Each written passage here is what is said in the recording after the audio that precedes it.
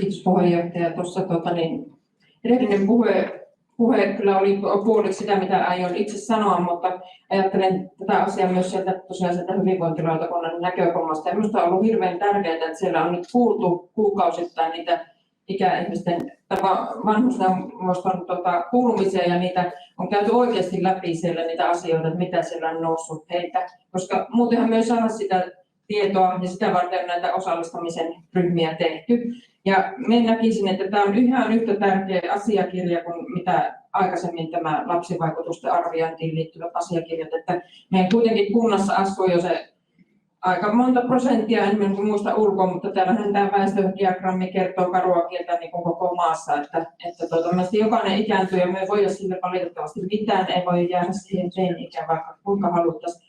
Niin nämä on niin kuin hirveän keskeisiä asioita, että mitä Tuulakin tuossa totesi, että otetaan päätöksenteossa huomioon, niin esimerkiksi niistä äänestyspaikoistahan ne on antanut tosi paljon palautetta ja ihmiset päässyt sitten semmoisen paikkaan, mihin pääsee. Että se on hirveän keskiössä se, että me oikeasti kuullaan ja ymmärretään, mitä ne ihmiset sanoo, koska sitä varten me täällä olla, että voidaan sitten muuttaa niitä toimintatapoja, miksi ollaan jotakin päätetty tehdä.